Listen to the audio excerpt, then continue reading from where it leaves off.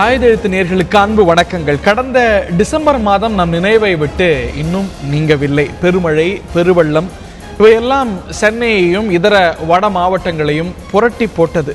கசப்பான உண்மைகளை நாம் ஒன்று கூடி செய்து வரக்கூடிய தொடர் தவறுகளை ஓங்கி நமக்கு சுட்டி காட்டிய தருணம் அது. அதற்கு பிறகு இது பற்றிய நிறைய இன்ட்ராஸ்பெக்ஷன், இது பற்றிய புரிதல்கள், நம்முடைய தவறுகள் என்னென்ன என்று நாமும் உணர்ந்தது பற்றிய விவாதங்கள் பல்வேறு கட்டங்களில் மேலோங்கின. அரசு இயந்திரத்திலையும் சரி, பொது மன்றங்கள்லையும் சரி, நீதிமன்றங்கள் வரைக்கும் இந்த விவகாரம் சென்றது. சென்னையில் எடுத்து பார்க்கும்போது வெட்லேண்ட் என்று சொல்லக்கூடிய பகுதிகள் 80% 15% சுருங்கி இருக்கிறது என்று நீதிமன்றமும் கூட தன்னுடைய அக்கறையை பதிவு செய்தது, தன்னுடைய வருத்தத்தை பதிவு செய்தது. இது சார்ந்த பொதுநல வழக்குகள் பல நீதிமன்றத்தை நாடின. திஸ் அபார்ட், பொதுவாகவே தொடர்ந்து நம்முடைய அக்கறையை அவ்வப்போது வருடக்கூடிய ஒரு விஷயமாக இருப்பது நமது விளை நிலங்கள் தொடர்ந்து பிளாட்டுகளாக, ரியல் எஸ்டேட் பிளாட்டுகளாக மாறி வருகின்றன என்று அவ்வப்போது நாம் புலம்புவோம். ஆனால் அந்த ஒரு பிரச்சனை தொடர்ந்து கொண்டு வரக்கூடிய ஒரு பிரச்சனையாகவே இருந்திருக்கிறது.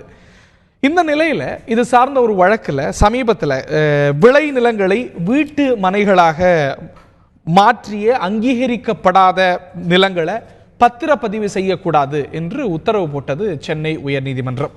பல்வேறு வழக்குகள் இதில் மறுபரிசீலனை செய்யணும், இதில் மாற்றம் வேண்டும் என்று பல்வேறு அமைப்புகள், தனிநபர்கள் தொடர்ந்தார்கள். அதுவெல்லாம் செய்ய முடியாது. இந்த இடைக்கால இந்த தடையானது தொடரும் என்று நீதிமன்றம் சொல்லியிருக்கிறது. இது இந்த துறையில் இதனால் பாதிக்கப்பட்ட மக்களிடையே, இந்த துறையில் இருக்கக்கூடிய நபர்கள் மத்தியில் இந்த விவகாரம் பெரிய அதிர்வலைகளை ஏற்படுத்தி இருக்கிறது. இது பல கேள்விகளையும் நம் முன் எழுப்புகிறது. என்ன இப்படி ஒரு பிளாங்கெட் பேன் போட்டுட்டாங்க, இதனால சாமானியர்கள் பாதிக்கப்படுறாங்க, இந்த துறையில் இருக்கிற பல்வேறு இதர தொழில் செய்கிறவங்க பாதிக்கப்படுறாங்க அப்படிங்கிற ஒரு அக்கறை இன்னொரு பக்கம்.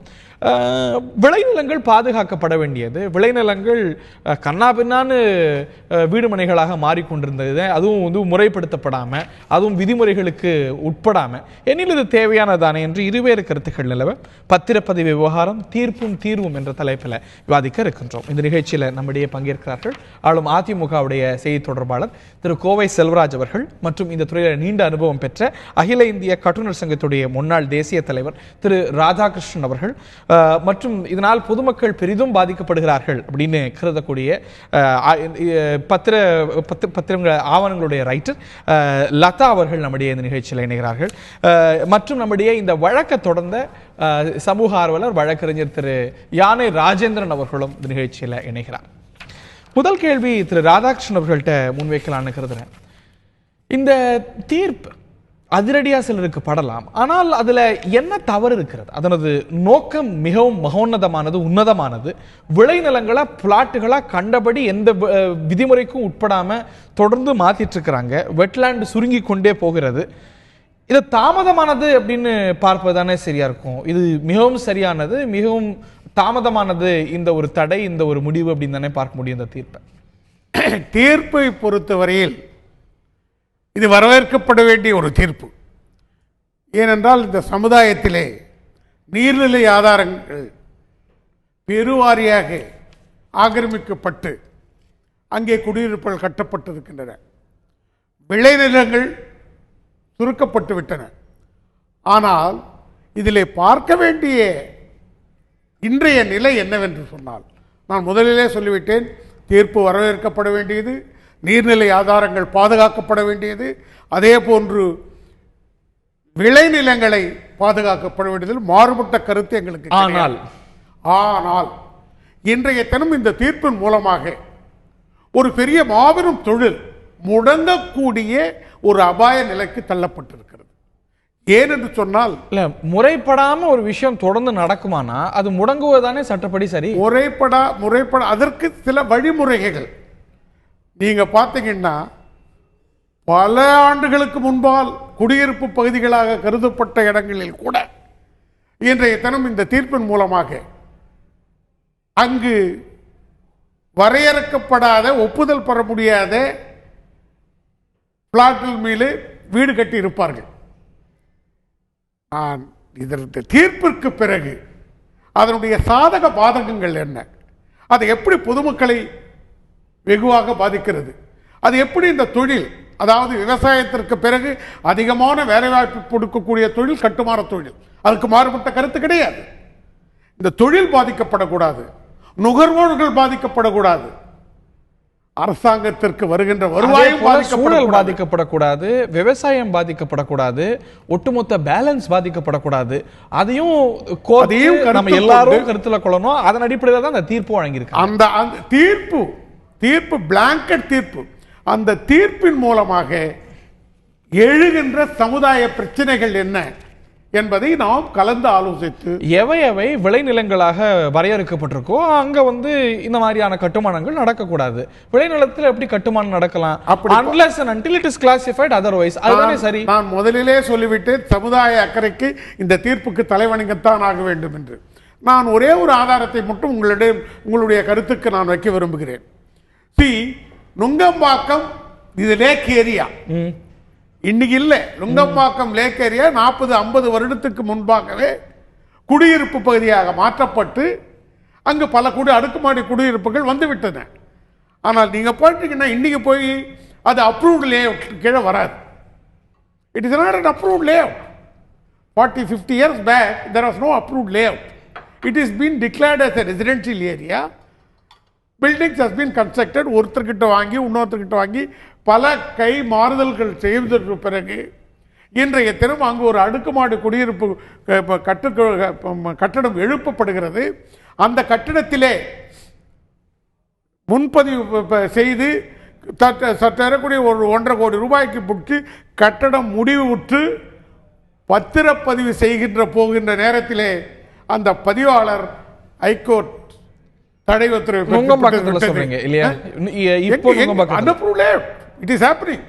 இல்ல முன்பு ஒரு irregularity முறைப்படுத்தப்பட்டிருக்கு அப்படிங்கிறதுக்காகவே தொடர்ந்து முறைப்படுத்தப்படணும் அப்படின்னா that will keep on increasing. ஏற்கனவே எவ்வளவு விளைநிலங்கள் சுருங்கி இருக்கிறன்னு பார்க்கிறோம், சென்னையில எவ்வளவு வெட்லேண்ட் சுருங்கி இருக்குன்னு பார்க்கிறோம். இதை மேலும் அதிகரிக்கப்படாது, நிச்சயமாக தடை விதிக்கப்பட வேண்டியது. அதைத்தானே கோர்ட்டு தடை வச்சிருக்கு. ஏற்கனவே நடந்துவிட்ட இடத்தில் அதற்கு என்ன பரிகாரம்? பாதிப்புக்கு யார் பதில்? இவ்வளவு பிளாங்கெட் பேன் அவசியமா அப்படின்னு கேட்கிறார் திரு யானை ராஜேந்திரன். அதுல லாஜிக் இருப்பதாக கருதலையா? இதனால எவ்வளவு விக்டிம்ஸ் பாதிக்கப்பட்டிருக்காங்க? வெறும் இந்த தொழில ஈடுபட்டவங்க மட்டுமல்ல, அதனால் வாங்கினவங்க எல்லாரும் சேர்ந்து பாதிக்கப்பட்டிருக்கிறாங்க. அப்படிங்கும்போது இவ்வளவு ஒட்டுமொத்த தடை அப்படிங்கிறது அதீதமா பார்ப்பதுங்கிறது இயல்பு தானே? நீங்க சொல்றது புரியுது. ஆனா இவங்க முதல்ல ஒரு கான்செப்டை புரிஞ்சுக்கல. 25/7/2006 அங்கீகரிக்கப்படாத அன்அப்ரூவ்ட் லேஅவுட்டு இது மாதிரி கன்ஸ்ட்ரக்ஷன் பண்ணியிருந்த எல்லாத்தையும் ரெகுலரைஸ் பண்ணியிருக்கிறாங்க ஒரு ஜீவோ மூலமாக. அப்போ இவங்க அதை செய்யலை. 40 வருஷம் 30 வருஷம் பேசுகிறதெல்லாம் தேவையற்ற விஷயம். 25/7/2006 அப்புறம் இது நீட்டிக்கப்படாது, எல்லாரும் ரெகுலரைஸ் பண்ணிங்கன்னு ஒரு பப்ளிகேஷன் கொடுத்து செஞ்சுருக்கிறாங்க. அதை இவங்க பின்பற்றலை. இப்போ அங்கேருந்து திடீர்னு நான் 40 வருஷமாக வச்சுருக்கேன், 30 வருஷம், அதெல்லாம் தவறான செயல். ரியல் எஸ்டேட்டு அப்படிங்கிறது ஒரு மக்களுக்கு உதவிகரமாக இருக்கணுமே தவிர வீணாக அதை இன்வெஸ்ட்மெண்ட் பர்பஸாக அவங்க மாற்றினா அது குற்றம். அது ஒருத்தருக்கு 15 பிளாட் ஒருத்தர் வாங்கி வச்சுருக்கிறாரு, தேவைக்கு மிஞ்சினும் திருடன்னு கலைவாணர் சொல்லியிருக்கிறாரு அந்த காலத்திலேயே. உனக்கு ஏன் 15 பிளாட்டு? உன்னுடைய எண்ணம் பிற்காலத்தில் அது அதிக விலைக்கு விற்கலாங்கிறது. அந்த கான்செப்டே தவறானது. நீங்கள் வாங்கினவங்கலாம் வீடு கட்டுறதை பற்றி பரவாயில்ல, நீங்கள் பாட்டுக்கு ஒரு அப்ரூவல் இல்லாத நீங்கள் விற்றுட்டீங்கன்னா நாளைக்கு அதனால் வரக்கூடிய சங்கடத்தில் இந்த விற்றவருக்கு அந்த பக்கமே கிடையாது.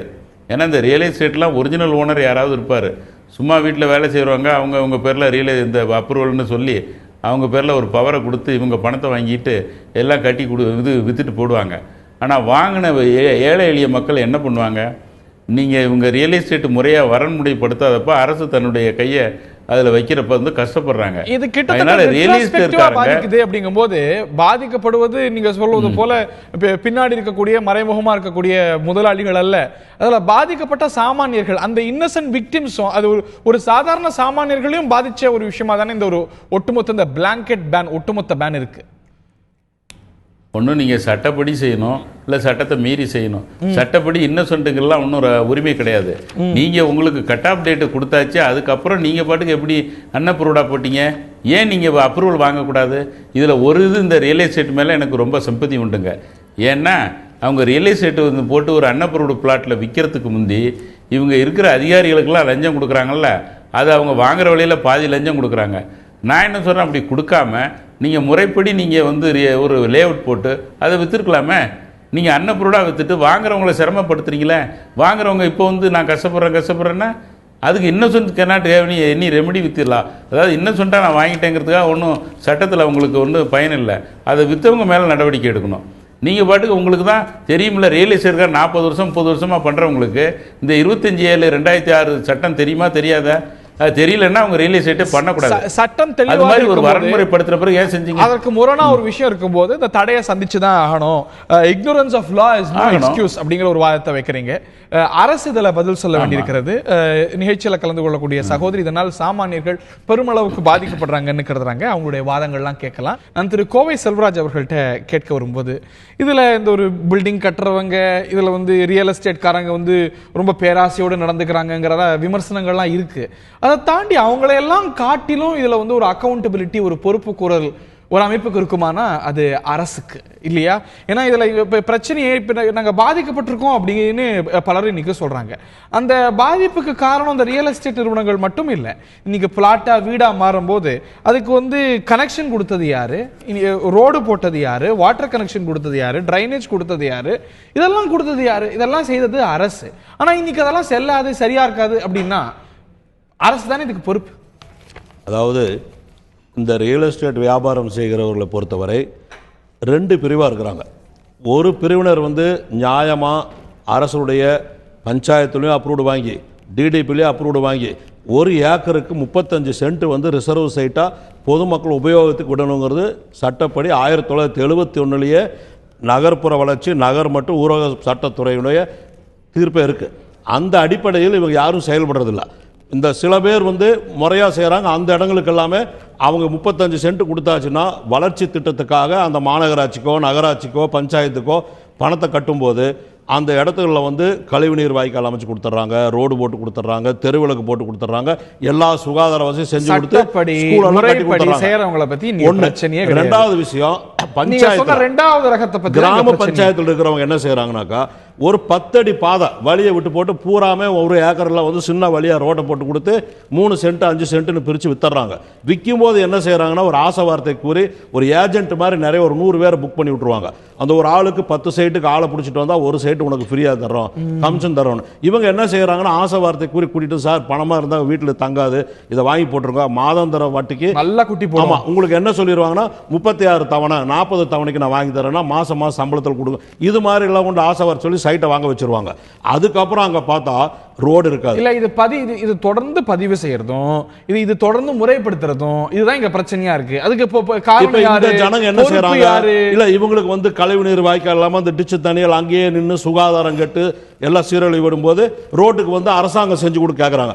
அரசாங்கம் என்ன செய்ய முடியும்? உங்களுக்கு சட்டம் என்ன சொல்லுதோ அதை செய்யணும். அங்க இடமே இல்லாத போது அரசாங்கம் போய் டிச்சும் கட்ட முடியாது, ரோடும் போட முடியாது. இன் ஃபர்ஸ்ட் பிளேஸ் இது அந்த வசதியெல்லாம் ஏன் செஞ்சு தரணும்? நீ கோர்ட் என்ன சொல்லுது? சட்டம் அனுமதிக்கல, அதனால பத்திரப்பதிவு செய்ய முடியாது, விதிகள் தெளிவா இருக்கு, 22A தெளிவா இருக்கு. அப்படி இருக்கும்போது எப்படி நடக்குது? அந்த மாதிரி அதுதான் சட்ட பொசிஷன். அப்படிங்கும் போது விளைநிலங்களை காக்க வேண்டிய பொறுப்பு, விளைநிலங்கள் சுருங்காம காக்க வேண்டிய பொறுப்பு அரசுக்கு இருக்கு.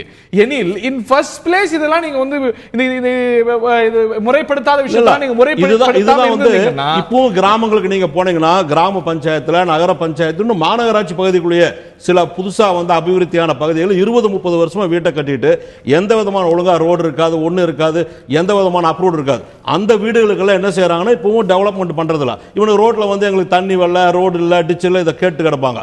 இந்த மாதிரி இல்லாம இருக்கிறதுக்கு அது கூட அரசாங்கம் தொடர்ந்து கொடுத்துட்டு அதுக்கப்புறம் இப்ப அவங்களுக்கு எதுவுமே செஞ்சு கொடுக்கல. இன்னும் அவங்க அந்த மாதிரி ஒரு சூழ்நிலையில தான் இருக்கிறாங்க. இன்னும் அந்த மாதிரி அப்ரூவ் வாங்காத சைட்ல குடியிருக்கிறவங்களுக்கு அரசாங்கத்துல விதியே இல்ல செய்யறதுக்கு, சட்டமே கிடையாது. அதையும் மீறி முறைப்படுத்தப்பட்டிருக்கா இல்லையா? அதையும் மீறி செய்யப்பட்டிருக்கா இல்லையா? அவங்க அன்அப்ரூவ்ட் பிளாட்ஸ்க்கு, அன்அப்ரூவ்ட் விஷயங்களுக்கு இந்த வசதிகள், ட்ரைனேஜ் கனெக்ஷன், அந்த கனெக்ஷன், இந்த கனெக்ஷன், அரசாங்கத்துல இருந்து பல்வேறு துறைகள்ல இருந்து கொடுக்கக்கூடிய அத்தனை கனெக்ஷன், அத்தனை வாய்ப்பு செய்யப்பட்டிருக்கா இல்லையா? செஞ்சுட்டு இன்னைக்கு அவங்களால அடுத்த கட்டத்துக்கு போக முடியாது, விற்க முடியாது அப்படின்னா அந்த பாதிப்புக்கு பதில் சொல்ல இல்ல, அதுக்குதான் வேண்டிய அந்த நிறுவனங்கள் மட்டும் இல்ல, அரசு துறைகளும். அதுக்கு தான் தமிழக அரசு வந்து இப்போ நேற்றைக்கு முதல் நாள் 20ஆம் தேதி வந்து தமிழ்நாடு பத்திரப்பதிவு சட்டம் 2008 பிரிவு A 22 அரசாணை உட்பிரிவின் கீழ் 2 கீழ் அக்டோபர் 20ஆம் தேதி தமிழக அரசு அரசாணை ஒன்று பிறப்பித்திருக்கு. இப்போ 20ஆம் தேதி அக்டோபர் 20 என்ன போட்டிருக்காங்கனாக்கா, இப்போ புதுசா மனை பிரிச்சு பிரிவு முதல்ல வந்து முறையா அனுமதி வாங்காத மனை பிரிச்சு வீட்டுகளுக்கு பத்திரப்பதிவு செய்யக்கூடாது, தடை பண்ணுங்கன்னு நிரந்தரமா செய்ய சொல்லியாச்சு. அதே போல அந்த மாதிரி ஒரு மனை வாங்கி கட்டியிருந்தாங்கன்னா இதுக்கு முன்னாடியே பத்திரப்பதிவு செஞ்சிருந்தா அந்த பத்திரப்பதிவு செஞ்சிருக்கிறவங்களுக்கு விதிவிலக்கு கொடுத்து அவங்களுக்கு ஏதாவது அடிப்படை வசதி செஞ்சு கொடுக்கலாம் அப்படிங்கிற ஒரு இதையும் சொல்லியிருக்காங்க. அந்த விதிவிலக்கு ஏற்படுத்த வேண்டிய சூழலுக்கு காரணம் அரசுமா தான் இருந்திருக்கு அப்படிங்கறதான் கேள்வி. இல்ல ஒரே நிமிஷம், இதுல வந்து இந்த அறநிலைத்துறையும் வக்ஃப் போர்டும் அப்புறம் வந்து ஊரக வளர்ச்சித்துறை, இந்த உள்ளாட்சிகள் இருக்கிற இடங்கள், இந்த இடங்கள்ல வந்து எந்த விதமான பத்திரப்பதிவு செய்யக்கூடாதுங்கிற ஒரு தடையும் போட்டு இந்த புது அரசாணை பிறப்பித்திருக்கு. அதுல வந்து பழைய வீடு கட்டியிருக்கிறவங்களுக்கு விதிவிலக்கு கொடுத்து அவங்களுக்கு பண்ணலாங்கிற உத்தரவையும் போட்டிருக்காங்க. சகோதரிட்ட கேட்க ஒரு முறை, இதனால பொதுமக்களும் கூட பெரிய அளவில் பாதிக்கப்படுறாங்க அப்படின்னு சகோதரி கருதுறாங்க. இதுல என்ன கோர்ட்டு விசித்திரமாவோ தவறாவோ என்ன சொல்லிடுச்சு, சட்டம் என்ன சொல்லுதோ, விதிகள் என்ன சொல்லுதோ அதை தான் வலியுறுத்தி இருக்கு. அன்அப்ரூவ்டு பிளாட்டுக்கு ரெஜிஸ்டர் பண்ணாதீங்க, ஏன்னா அது விளைநிலமா இருக்கணும், அதை வந்து வீடு மனையா மாற்றுவதுங்கிறது சரியில்லை, ஏன்னா அது வந்து சட்டம் provisions of law don't allow that. அதனால அதை வந்து அதுல வியப்புக்கோ விசித்திரத்துக்கோ என்ன இருக்கு, ஒரு தாமதமான விஷயமா தானே இதை பார்க்க. யாருமே தப்புன்னு இப்ப சொல்ல வரல சார், அப்ரூவல்ன்றதை வரவேற்கிறோம். இப்ப இதுக்கு முன்னாடி நிகழ்ந்த விஷயங்களுக்கு என்ன தீர்வு? ஒரு சாதாரண மக்கள்ல இருந்து எல்லாருமே இப்ப பிளாட் வாங்கி வச்சிருக்காங்க. பிளாட் வாங்கின யாரும் வந்து இந்த வழக்கை எல்லாரும் பேசுறத பார்த்தா யாரோ ஒரு ரியல் எஸ்டேட் காரங்களுக்கு எதிர்ப்பா தொடுக்கப்பட்ட வழக்கு மாதிரி தான் தெரியுது. ஆனா இதுல பாதிக்கப்பட்டிருக்க மக்களை பத்தி யாரும் யோசிக்கலன்னு தான் நினைக்கிறேன் நான். ஏன்னு கேட்டீங்கன்னா, யாரும் பிளாட்டை வாங்கி நைட்டோட நைட்டா அவங்களே சீல் குத்தி போட்டோ ஒட்டி வீட்டுல வச்சுக்கல. இதுக்கு சம்பந்தப்பட்ட ரீச் ஆபீசர் போய் தான் பதிஞ்சிருக்காங்க. இதுக்கு ஒரு மதிப்பு நிர்ணயம் பண்ணியிருக்காங்க. இதுக்கு ஒரு ரிஜிஸ்ட்ரார் இருக்காரு, ஒரு ஆடிட்டர் வந்து பாக்குறாரு, ஒரு டிஐஜி, ஐஜி, இந்த மாதிரி ஒரு பதிவுத்துறை அமைச்சர் எல்லாரும் தொடர்புடைய ஒரு நிகழ்வு தான் இது. இது சமுதாயத்துல நடந்துகிட்டு இருக்குது. ஏன் இதுக்கு ஒரு விழிப்புணர்வு ஏற்படுத்தல? இல்ல அது நம்ம நிச்சயமா புரிந்து கொள்ளக்கூடியதுதான். ஏன்னா அது அதுக்கு என்ன தீர்வு சொல்லுங்க. அந்த தீர்வு யோசிக்கப்படுதுதான். இவ்வளவு நாள் ஒரு விஷயம் நடந்திருக்கு, இவ்வளவு நாள் நடந்திருக்கு, அது பாத்தீங்கன்னா ஒரு புதிய லேஅவுட் மட்டும் பதியக்கூடாதுன்னு சொல்லல. அப்படிங்கிறதுக்காக இவ்வளவு நாள் ஒரு தவறு இல்லாட்டி ஒரு முறைக்கு வராத ஒரு விஷயம் நடந்துருக்கு அப்படிங்கிறதுக்காக தொடர்ந்து நடக்கலாம் அப்படிங்கிறது வந்து சரியான. நாங்க தொடர்ந்து நடக்கிறதுக்கு வந்து அனுமதிங்கன்னு சொல்லல. இப்ப எல்லா வழக்கிலும் என்ன சொல்லுவாங்க, இனி வரும் காலங்களில் இதுவரை இன்னைய தேதியில இருந்து சார் சொன்னார் 20ஆம் தேதியில இருந்து மனை பிரிவெல்லாம் வந்து அங்கீகாரம் வாங்கி தான் நீங்க பதியணும்னு சொல்றீங்க. Okay, I accept. நாங்க எல்லாருமே சமுதாயமே இதை ஏத்துக்குது. இதுக்கு முன்னாடி நடந்த விஷயங்களுக்கு என்ன சொல்றீங்க? சாதாரண ஒருத்தர் வரும்போது கூட ஒரு ஆட்டோக்கார் சொல்லிட்டு வந்தாரு, என் பொண்ணுக்காக நான் கல்யாணத்துக்குன்னு வாங்கி வச்சேன். எல்லாரும் வீட்டுல பணத்தை பாதுகாத்து வைக்க முடியாது, ஷேர் மார்க்கெட் பேங்க்ல போட்டு வைக்க முடியாது. ஒரு பத்திரமா இருக்கும், அது எனக்கு 10,000 சேர்ந்து கிடைக்குதோ கிடைக்கலையோ, நான் தேவைப்படும் போது வித்துக்குவேன், இல்ல எனக்கே அவசியம் என்ன நான் போய் வீடு கட்டிக்குவேன்னு வாங்குறாங்க. இப்போ அவங்களுடைய நிலை என்ன? இப்போ எல்லாரும் வந்து ரொம்ப முக்கியமான கேள்வி. திரு ராஜேந்திரன் அவர்களோட சுருக்கமான கருத்து மட்டும் கேட்டுட்டு ஒரு இடைவெளி எடுக்கணும்னு நினைக்கிறேன். திரு ராஜேந்திரன், இது வந்து கிட்டத்தட்ட ரெட்ரோஸ்பெக்டிவா போயிருக்கு. இது வந்து முந்தைய பத்திரப்பதிவுகள் எல்லாம் வந்து நல்லிஃபை பண்ணாலும் கூட அந்த இதெல்லாம் அடுத்த கட்டத்துக்கு எடுத்துட்டு போக முடியாம அதோட வேல்யூ பெரிய அளவுக்கு படுக்கிறதுக்கான ஒரு சூழ்நிலையும் சேர்த்து ஏற்படுத்திருக்கு. இதனால வந்து வெறும் இந்த ரியல் எஸ்டேட் நிறுவனங்கள் மட்டும் இல்ல, சாதாரண சாமானியர்கள் எவ்வளவு வால்யூம்ல எவ்வளவு அளவுல பாதிக்கப்படுறாங்க, அவங்களுக்கான பதில் என்ன? ரெண்டே பாயிண்டில் நான் சொல்லிடுறேன். 2006 31/12/2006 வரை ரெகுலரைஸ் பண்ண பிறகு யாரும் வீட்டுமனை வாங்கக்கூடாது, அன்னப்பொருள் வாங்கக்கூடாதுன்னு அரசு உத்தரவு போட்டிருக்கு. அதை மீறி இவங்க வாங்கினது தப்பு. அடுத்தது இன்னொரு உத்தரவு கொஞ்சம் கேளுங்க, நான் சொல்லிடுறேன். கொஞ்சம் கேட்டுருங்க. ஒரு பஞ்சாயத்து தலைவர் போட்ட அப்ரூவ்ட் பிளாட்டுக்கு சிஎம்டில டிடிசிபில எப்படி ஒப்புதல் கொடுக்கறாங்க கட்டடம் கட்டது ராஜேந்திரன். இல்ல நான் கொஞ்சம் முடிச்சிடுறேன். அடுத்தது அன்அப்ரூவ்டு பிளாட்ல கட்டக்கூடிய எந்த வீட்டுக்கும் கம்ப்ளைண்ட் சர்டிஃபிகேட், அதாவது முழுமையாக இது சட்டப்படியும் வரைமுறைப்படியும் கட்டப்பட்டிருக்குன்னு சர்டிஃபிகேட் கொடுத்தாதான் வாட்டர் கனெக்ஷன், பவர் கனெக்ஷன்லாம் கொடுக்கணும். இதை மீறி இந்த அதிகாரி எப்படி கொடுத்தாங்க? ஆகையினால இவங்க சொல்றது நியாயம், கஷ்டப்படுறாங்க, வாசம் தான். ஆனால் இந்த கஷ்டத்துக்கு துணை போன அதிகாரிகளில் எல்லாரையும் சஸ்பெண்ட் பண்ணுங்க, அவங்க சம்பளத்திலேருந்து வாங்கி கொடுங்க. எப்படி கொடுத்தாங்க? அரசு வரைமுறைப்படுத்த முடியாது இனிமேலும் சொல்லிட்டாங்க. அடுத்தது பஞ்சாயத்து போர்டு பிரசிடென்ட்க்கு ஒன்றும் அப்ரூவல் கொடுக்க எந்த பவரும் கிடையாதுங்க, எல்லாம் சொல்லிட்டு இருக்கிறாங்க. பஞ்சாயத்து போர்டு பிரசிடென்ட்டுக்கு என்ஓசி கொடுக்க ஒண்டி தான் பவர் இருக்குது. அடுத்தது எம்எம்டிஏ மற்ற கண்ட்ரி பிளானிங் ஆக்ட் இருக்குது. இவங்க அதையெல்லாம் விட்டுட்டு அன்அப்ரூவ்டு பிளாட்டுக்கு முதல்ல பவர் கனெக்ஷன், சிவேஜ் கனெக்ஷன், அப்புறம் வந்து வாட்டர் கனெக்ஷன் கொடுத்தது தப்பு. அதெல்லாம் கொடுத்த பிறகு வாங்கி இருக்கிறாங்க. ஒரு அரசு இயந்திரத்தை நம்பி இதெல்லாம் நடக்குது, அடுத்தடுத்த கட்டத்துக்கு போகுது. இல்ல இதெல்லாம் செல்லாதுன்னு முதல்ல இருந்து கோட்டை அழிப்போம் அப்படின்னா அது சரியா இருக்குமா? தவறான முன்னுதாரணமாக தவறாக இந்த அதிகாரி நடந்திருக்காங்களா? அவங்க மேலே என்ன இப்போ இன்னோசென்ட் பர்ச்சேசரையும் ரியல் எஸ்டேட்டையும் குறை சொல்றதுல என்ன இருக்கு? இந்த அதிகாரி எப்படி நடந்தாங்க? ரொம்ப முக்கியமான கேள்வி. அந்த அதிகாரிகளுக்கு மேல நடவடிக்கை எடுங்க. ரொம்ப முக்கியமான கேள்வி. அதைத்தான் நான் பரிசு பண்ண பிரச்சனைக்கான காரணகர்த்தா யார் அப்படிங்கிற ஒரு கேள்விதான் பிரதானமான கேள்வி. இன்னைக்கு கோர்ட் இந்த தீர்ப்பை வழங்கி இருக்கக்கூடிய நோக்கத்தை யாருமே குறை காணல. சகோதரியோ சகோதரரோ யாருமே குறை காணலை. இது வந்து விளைநிலம் பாதுகாக்கப்படணும் தான், மாற்றுக்கிறதே கிடையாது. ஆனால் இது வரைக்கும் ஒரு முறையற்ற விஷயம் முறைப்படுத்தப்பட்டிருக்கே, அதோடைய விக்டிம்ஸுக்கு பாதிப்பு ஏற்பட்டிருக்கு. அதனது காரணக்கத்தா அரசு இயந்திரம் தானே. அதிகாரிகள்லாம் தொடர்ந்து வாய்ப்பு வழங்கியிருக்கிறாங்க, அதுக்கு கனெக்ஷன் வழங்கியிருக்கிறாங்க, பில்டிங் அப்ரூவல் கொடுத்துருக்குறாங்க, அதுக்கான எல்லா ஆணைகளும் கொடுத்துருக்குறாங்க. அப்படிங்கும்போது இந்த பிரச்சனைக்கு இதனால் ஏற்படக்கூடிய பாதிப்புக்கு முதல் பொறுப்பு அரசு தான். அரசாங்கம் எப்படி சார் பொறுப்பாக முடியும்? இது வந்து பட்டா இருந்தால் அரசாங்கத்து வந்து நத்த புறம்போக்காருக்கு ஒரு பட்டா இருந்தால் போதும், அவங்களுக்கு கரண்ட் கொடுக்கலாங்கிற மாதிரி ஏழைகளுக்காக ஒரு அரசாங்கம் சொல்லுது. அவங்க கரண்ட் வாங்குறாங்க. விதி இருக்கு, அப்படி விதி அப்படி சொல்லுதா? அரசாங்கம் வந்து சாதாரணமாக கிராம மட்டத்தில் இருக்கிற குடிசை போட்டு குடியிருக்கிறவங்க, சாதாரணமாக ஓடு போட்டு குடியிருக்கிறவங்க வீட்டுக்கு நீங்கள் கரண்ட் கொடுக்கலன்னா அவங்க நிலைமை என்ன ஆகும்? அரசு கொடுக்குது. ஒரு லைட் திட்டங்கிறத தலைவர் எம்ஜிஆர் அவர்கள் ஆட்சியிலே கொண்டு வந்தாங்க. அந்த அடிப்படையில் அதாவது கிராமத்தில் இருக்கிற குடிசை பத்தி இங்க பிரச்சனையே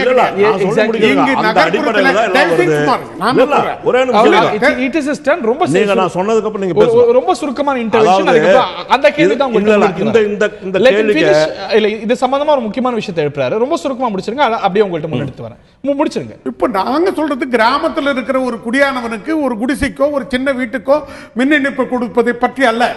ஒரு ரியல் எஸ்டேட் ஒரு டெவலப்பர் 14 மாடி 10-12 மாடி அவருடைய அன்அப்ரூவ்ட் லேஅவுட்ல அவருக்கு பில்டிங் சாங்க்ஷன் டிடிசிபி கொடுத்திருக்கு. பில்டிங் சாங்க்ஷன் கொடுக்கிறது நீங்க இன்னைக்கு இல்ல நீதிமன்றம் இத வந்து நீங்க வந்து குடிசைக்கோ அதுக்கு கம்பேர் பண்ண ஃபர்ஸ்ட் பிளேஸ் அந்த சாங்க்ஷன் கொடுக்கிறதுல பேச கூடாது. பில்டிங் அவங்க வந்து அப்ரூவ் வாங்குறாங்க.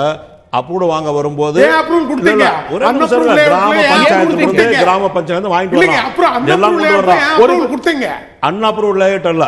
அந்த லேஅவுட்ல வந்து முறையா வந்து இடத்தை பிரிச்சு அவன் கட்டினதுக்கு அப்புறம் இவங்க என்ன செய்யறாங்க? ஆக்கிரமிப்பு பண்ணி வீட்டை கட்டி வித்துட்டு போயிடுறாங்க. ஆக்கிரமிப்புலாம் சொல்லாதீங்க. நீங்க சாங்க்ஷன் கொடுக்கறது யாரு? இந்த பில்டிங் கட்டும்போது சாங்க்ஷன் ஆக்கிரமிப்பு பண்றாங்க சொல்லாதீங்க. இந்த பில்டிங் கட்டறாங்க. என்ன செய்ய முடியும்? தயவு செஞ்சு ஆக்கிரமிப்பு சொல்லாதீங்க. சாங்க்ஷன் கொடுக்கறது யாரு? சாங்க்ஷன் கொடுக்கறது யாரு? யார் கொடுக்கறாங்க? எத்தனை பில்டிங் சாங்க்ஷன் கொடுக்காம கட்டி இருக்காங்க சார்? அனுமதி இல்லாம கட்டி இருக்காங்க. நீங்க நிறைய கட்டிட்டு போய் பாருங்க. அனுமதி இல்லாத கட்டிடம். அனுமதி இல்லாத கட்டிடத்தை நீங்கள் இடிங்கள். அனுமதி இல்லாத கட்டிடத்தை நீங்கள் இடிங்கள். இடிக்கிறாங்க. நேத்து கூட இடிச்சிருக்காங்க தெரியுமா? டெய்லி 4 பில்டிங் கட்டிட்டாங்க. அனுமதி ஒரு 2000 பில்டிங் மேல சார் ஒரு நிமிஷம் இருக்கா? சும்மா பேசிட்டு இருக்கீங்க. நீங்க என்ன பேசிட்டு ஒரு 2000 பில்டிங் இன்னைக்கு வந்து எங்க பார்த்தாலும் தடை பண்ணி கட்டக்கூடாதுன்னு சொல்லி சீல் வச்சிருக்கு. இல்லையா? வச்சிருக்காங்க உங்களுக்கு. சும்மா நீங்க வந்து பணத்தை கூட லஞ்சம் கொடுத்து நீங்க அதிகாரிகள் 2-3 பேரை ஏமாத்தி நீங்க பில்டிங் கட்டுவீங்க. போக சொல்றாங்க. கட்டுவீங்க. நீங்க 1-2 நீங்க அந்த மாதிரி ஆளுங்களோட தப்பு பண்றீங்க. உங்க ஆளுங்க வாங்க சொன்னாங்க. வாங்க சொன்னாங்க. திரு ராஜேந்திரன் அவர்கள் ஒரு முக்கியமான கட்டடம் அன்அப்ரூவ்ட் விஷயத்துல எல்லா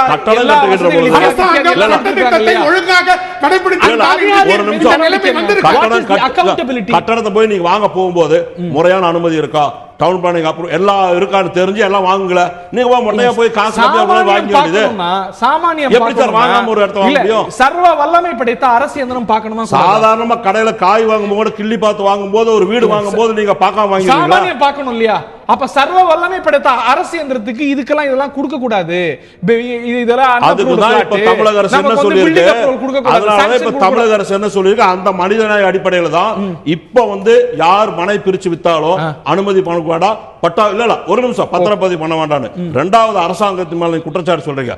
அரசாங்கம் என்ன செஞ்சிருக்குன்னா, இப்ப யாரெல்லாம் கட்டி பத்திரப்பதிவு பண்ணிட்டாங்களோ பண்ணி வச்சிருக்கிற வீடுகளுக்கு அவங்க நாம பரிசீலனை செஞ்சு அவங்களுக்கான சில மறுபரிசீலனை செய்யறது அரசு உத்தரவு கொடுத்திருக்கு. அதனால யாரும் அவங்க பாதிக்க மாட்டாங்க. புதுசா இப்ப கட்டிட்டு இருக்காங்களா எதுவும் இல்லாம அவங்க தான் பாதிப்பாங்க. இன்றைக்கு நீதிமன்றத்துடைய ஆணைக்கு கட்டுப்படாது. திரு ராஜேந்திரன், இதுல இப்போ ஒரு இப்படி பார்ப்போம். இப்ப நீங்க நிறைய புன்சை நிலங்கள்லாம் இருக்கு, அதுல ஒரு ஏக்கர் இருக்கு, குடும்பத்துல ஒரு தேவை, அதுக்காக நான் அதுல ஒரு 10 சென்ட் எடுத்து ஒரு குடும்பத்து தேவைக்காக பிள்ளை ஃபாரின் போறதுக்கு இல்ல வேலைக்காக இப்ப மகளோட திருமணத்துக்காக விற்கணும் அப்படின்னா விற்க முடியாத ஒரு சூழ்நிலை ஏற்பட்டிருக்கு. இதனால பாதிக்கப்படுவது அரசு இயந்திரம் மட்டுமல்ல, சாதாரண சாமானியர்கள். இல்ல இதை விற்க கூடாதுங்கிற மாதிரி ஒரு சூழ்நிலை ஏற்பட்டிருக்கு. இல்லை, அதுக்கு நான் அதுக்கு தெளிவாக சொல்லிடுறேன். நண்பர்கள் பேசினாங்க, எப்படி அவங்க பார்த்து வாங்கலையே, அவங்களுடைய பொறுப்பு தானேன்னு சொல்றாங்க. பர்ச்சேசர் தன்னுடைய பணத்தை போடுற எளிய ஜனங்க இவ்வளவு தூரம் பார்க்க மாட்டாங்க. என்னை பொறுத்த வரைக்கும் தெளிவாக சொல்றேன், இந்த மாதிரி நாம் ஒரு டவுன்லேயோ வேற ஒரு சிட்டிலேயோ ஒரு பாத்ரூம் கிளியர் பண்ணுறதுக்காக ஒரு பாண்டு மண் எடுத்துகிட்டு போனால் இந்த அதிகாரிகள் பாஞ்சி போய் பிடுங்கி நீ எங்கே போனேன்னா அவன்கிட்ட பணத்தை கலெக்ட் பண்ணி அவன்கிட்ட லஞ்சத்தை வாங்குறாங்க. இந்த அதிகாரிகள் இது மாதிரி வீடு கட்டுறதுக்கு எப்படி அனுமதிச்சாங்க? அடுத்தது இதுக்கு எப்படி கட்ட தெரியாத அவங்களுக்கு ஒவ்வொரு ஸ்டேஜுக்கும் போய் லஞ்சம் வாங்கிட்டு இருந்தாங்கல்ல, இந்த நஷ்டத்துக்கு இந்த அதிகாரிகள்கிட்ட தான் வசூல் பண்ணோம். அரசு அதிகாரிகளுக்கு உத்தரவு போட்டிருந்தா அதிகாரி எப்படி மீறி போனாங்க? ஆகையினால அதிகாரிகள் தான் பொறுப்பு இதுக்கு. அடுத்தது இவங்க இப்போ அரசு இன்னும் தெளிவான உயர்நீதிமன்ற உத்தரவு புரிஞ்சுக்காத எல்லாரும் பேசுகிறாங்க. உயர்நீதிமன்றம் என்ன சொல்லியிருக்குன்னா, நீங்கள் தடை பண்ணியிருக்கிறோம், அதே நேரத்தில் நீங்களுக்கு ஏற்பட்ட பிரச்சனைகளுக்கு என்ன தீர்வு வேணும், என்ன ஸ்ட்ராட்டஜி பண்ண போறீங்க அப்படிங்கிற ஒரு ஆலோசனையை சொல்லுங்க. அதை பரிசீலித்து முடிவெடுக்கலான்னு இருக்கு. அப்படி இருக்கிறப்ப அரசாங்கத்துல ஒரு மாச டைம் தள்ளி வச்சிருக்காங்க. 15 நாள் அரசாங்கத்தை மாத்திரம் கேட்கல, இல்ல தவறா சொல்றாங்க, உத்தரவை படிக்காத பேசுறாங்க. இல்ல உத்தரவை படிக்காத பேசுறாங்க. உத்தரவுல என்ன சொல்லியிருக்காங்கன்னா, அரசும் சொல்லணும், இதனால் பாதிக்கப்பட்ட ரியல் எஸ்டேட்டரோ அல்லது மற்றவங்களோ தன்னுடைய அபிப்பிராயங்களை கருத்துக்களை எழுத்து மூலமா கொடுக்கணும், அதை பரிசீலித்து உத்தரவு போடுறோம் அப்படின்னு சொல்லியிருக்கிறாங்க. ஆகையினால பாதிக்கப்பட்டவங்களுக்கு ஒரு ரிலீஃப் கிடைக்கிறதுக்கு நீதிமன்றத்தில் வாய்ப்பு இருக்கு. உடனே நீதிமன்ற தடையை பற்றி நீட்டிச்சிருக்காங்களே ஒழிய, ஏன்னா ஒரு நாள் கொடுத்தாலும் லட்சக்கணக்கான பத்திரத்தை அவங்க ரிஜிஸ்டர் பண்ணுவாங்க, அதன் பிறகு அதை வச்சுக்கிட்டு திரும்ப கிளைம் பண்ணுவாங்க. ஆகையினால இனிமேல் நீங்கள் ரியல் எஸ்டேட்டுக்காரங்க தெரியாத சட்டம் தெரியாத வாங்கினவங்களுக்கு வேணால் சட்டம் தெரியாத இருக்கலாம், ரியல் எஸ்டேட் பண்ணவங்க எப்படி அந்த 31/12 உத்தரவை பார்க்காத இருக்கிறாங்க? உண்மை உண்மை. ஆகையினால இந்த தவறுக்கு அடிப்படை காரணம் ரியல் எஸ்டேட் மாத்திரம் இல்லை, இன்னோசன்ட் பர்ச்சேசரை விட்டுருங்க, அவங்களுக்கு வேண்டிய ரிலீஃப் கொடுத்தாகணும். ஆனால் ஒவ்வொரு வாட்டியும் ஒவ்வொரு ஸ்டேஜ்லையும் லஞ்சம் வாங்கிட்டு தானே கனெக்ஷன் கொடுத்தாங்க, லஞ்சத்தை வாங்கிட்டு தானே வீடு கட்ட விட்டாங்க, லஞ்சத்தை வாங்கிட்டு தானே இது சிவேஜி கனெக்ஷன் கொடுத்தாங்க. இவ்வளோ பணத்தையும் அந்த அதிகாரிகிட்ட கலெக்ட் பண்ணுங்க, அரசுகிட்ட எதுக்கு போகணும்? ரைட். ஆகையினால அதிகாரிகள் பண்ண தப்புக்கு அரசு பொறுப்பாகுது. ஒண்ணுன்னா அரசு எல்லா பணத்தையும் கொடுத்துட்டு அவங்க சம்பளத்தில் பிடிக்கிட்டு, இல்லைன்னா அவங்கள ஜெயிலில் போட்டோம். ஓகே, நீங்க அரசு அதிகாரிகள் பண்ணிட்டு இவ்வளவு பெரிய இன்னசென்ட்டாலையும் இப்போ ரியல் எஸ்டேட்டாலையும் எதுக்கு குறை சொல்றீங்க? ரைட். அதையும் பொதுமைப்படுத்த முடியாதுன்னு நடந்திருக்குது. Yes yes. இதுல ரியல் எஸ்டேட் காரங்க இன்னும் விழிப்போட இருந்திருக்கணும், அரசு இயந்திரத்துக்கு இன்னும் பொறுப்போட இதை கையாண்டிருக்கணும். இந்த பிரச்சனையுடைய வீரியத்தை கையாளும் போது ஒரே ஒரு உத்தரவு போட்டோம் சார், ஒரே ஒரு உத்தரவு. நீங்க ஒவ்வொரு மாவட்டத்திலையும் இதுக்கு பவர் கொடுத்த அதிகாரியையும் சிவேஜி கொடுத்த அதிகாரியையும் பர்மிஷன் கொடுத்த ஒரு அதிகாரியை நீங்க சஸ்பெண்ட் பண்ணி ஜெயிலுக்கு பண்ணுங்க, அடுத்த நேரம் தமிழ்நாடு பூரா சுத்தமாயிடும். ஒரு அக்கௌண்டபிலிட்டி ஃபிக்ஸ் பண்ணினால அதிகாரிகள் பண்ண தவறுக்கு இன்னொரு பர்ச்சேசர் கஷ்டப்படக்கூடாது. I take your point sir. சகோதரி நீங்க கருத்து சொல்லுங்க. ரியல் எஸ்டேட் பத்தியே பேசிட்டு இருக்காங்க. ரியல் எஸ்டேட் அல்லாத காலமா ஒரு 50 வருஷமா ஒரு கிராம நத்தான்னு இருக்கும், ஒரு 10 ஏக்கர் இருக்கும், 20 ஏக்கர் அந்த ஊரே இருக்கும், அந்த ஊரை ஒட்டின குடும்ப வீடு இருக்கிற பகுதிகள் இருக்கும். அதை அவங்க ஒரு பத்திரம் எழுதுனாலோ இல்ல அவங்க குடும்பத்துக்குள்ளே ஒரு பாகம் பிரிக்கணும், ஒரு செட்டில்மெண்டா எழுதி கொடுக்கணும்னாலும் அதுவுமே இப்ப பதிய முடியல. இல்ல இது ரொம்ப இடைக்கால விஷயம் தானே. இடைக்கால விஷயம் இல்ல, நீங்க தடைன்னு சொல்லும்போது இது தற்காலிகமான விஷயம், நிரந்தரமா பாதிப்பு நிரந்தரமா எத்தனை நாளைக்கு தடைன்னு நீங்க சொல்றீங்க? ஏங்க ஒரு பொண்ணு கல்யாணத்துக்கு நிச்சயம் பண்றாங்க, 3 மாசம் கழிச்சு கல்யாணம், அதுக்குள்ள நீங்க ஒரு மாசத்துல நான் பிளாட்டை வித்து கல்யாணம் ஏற்பாடு பண்ணலாம்னு இருக்கேன். என்ன பண்ணுவாங்க? ஒரு பையனுக்கு இப்ப செமஸ்டர் ஃபீஸ் கட்டி ஆகணும். நான் இந்த விளை நிலத்தை விளை நிலமா விக்கிறதுல பிரச்சனை கிடையாது. விளை நிலத்தை பத்தியே நீங்க விட்டுருங்க. இப்ப இனி வரும் காலங்கள்ல அப்ரூவல் வாங்கி தான் நம்ம பதியலாம்னு சொல்லுங்க. இதுக்கு முன்ன வாங்குனதுக்கு என்ன தீர்வு? இதுக்கு முன்னாடி வாங்கி இருக்கிறவங்க என்ன பண்ணணும்? இப்ப நீங்க இந்த பிளாட் எல்லாம் பதிய கூடாதுன்றீங்க. ஒருவேளை இதெல்லாம் விளை நிலமா மாத்திருவீங்களா? இதெல்லாம் விலை நிலமா பண்ணி மகசூல் பண்ண போறீங்களா? இல்ல ரெட்ரோஸ்பெக்டிவா எதுவுமே பார்க்க முடியாது, ப்ராஸ்பெக்டிவா தான் பார்க்க முடியும். பதிஞ்ச ஒரு நடந்து முடிஞ்ச விஷயத்துக்கு என்ன தீர்வு? முன்னாடி பாத்தீங்கன்னா இந்த போலி முத்திரை தாள் கூட வந்தது. அப்ப அரசு என்ன சொல்லுச்சுன்னா, போலி முத்திரை தாள்ல எழுதி இருந்தாலும் பத்திரங்கள் செல்லும்னு ஒரு ஆணையிட்டாங்க. தவறுதலா ஒரு சாதாரண மக்கள்ல இருந்து நிறைய பேர் பாதிக்கப்பட்டிருக்காங்க. இனி வரும் இது முன்னாடி நடந்த விஷயம் எல்லாம் எடுத்துக்கலாம். இனி வரும் காலங்கள்ல எல்லா ஆக்டுமே அப்படிதான் கொண்டுட்டு வருவாங்க. அப்படியே ஒரு முடிவுக்கு வந்துடணும். இல்ல எல்லாரும் பாதிக்கப்படுறாங்க அப்படின்னு. இது ஒரு இடைக்காலமா பாதிப்பு இருக்குங்கிறது நான் மறுக்கல. இல்ல இடைக்கால பாதிப்பு இல்ல சார். யாரும் சொல்றவங்க சொல்றாங்க, யாரும் முன் வரல. யாரும் சொல்றது யாருக்கு இப்ப பிளாட் இல்ல? சகோதரர் பேசினாரு, அவர் என்ன பிளாட் வாங்கலையா? அரசு எதை நினைச்சாலும் அப்படி ஒரு கன்க்ளூஷன் இல்ல. அவரு சொன்னது என்ன சொன்னார்? ஏன் 10 பிளாட் வாங்கி வச்சுக்கிறாங்கன்றாங்க. இதெல்லாம் அரசு ஆணையிடலாமே. ஒரு மனைக்கு மேல நீங்க வாங்க கூடாது. ஆதார் அட்டை மாதிரி நீங்க மனை வாங்கிட்டீங்களா, உங்களுக்கு ஒரு கார்டு, இனிமே போனா உங்களுக்கு ரிஜிஸ்ட்ரேஷன் ஆபீஸ்ல பதிய மாட்டாங்க. தெளிவா சட்டத்தை தெளிவா போடுங்க. எதுக்கு எத்தனை நாள் கழிச்சு யார் பார்த்து யார் சொல்லி என்னைக்கு வரணும்? ஏன் அது நீங்க தெளிவா பண்ணலாம்ல. வழக்கறிஞர் மிக அழகா சொல்லியிருக்காரு. கோர்ட்ல அரசும் முடிச்சுங்க எது எல்லாம் சேர்ந்து இதுக்கு ஒரு ப்ரொபோசல் கொடுங்கன்ட்டு உடனடியா அரசாங்கம் என்ன பண்ணிருக்கணும்? இந்த ஜட்ஜ்மெண்ட் வந்த உடனே அரசு என்ன பண்ணிருக்கணும்? ரியல் எஸ்டேட்ல இருக்கிறவங்களை கூப்பிட்டுருக்கணும், ஸ்டாம்ப் பத்திரப்பதிவு இருக்கிறவங்களை கூப்பிட்டுருக்கணும், ஐஜி ரிஜிஸ்டரை கூப்பிட்டுருக்கணும், ஹவுசிங் செக்ரட்டரி கூப்பிட்டுருக்கணும். என்னன்னா இதனுடைய இடர்பாடுகள் என்ன, இது பொதுமக்களை எப்படி பாதிக்குது, இதுக்கு எப்படி நிவாரணம், இது உங்களை எல்லாரையும் கலந்துட்டு எப்படி how we have to approach to the court to get the relief. Let me finish. To get the relief, immediately it has to be taken into the war footing and they should have submitted to the court. I 100% agree with the advocate. Court கம்ப்ளீட்டா கதவு மூடல.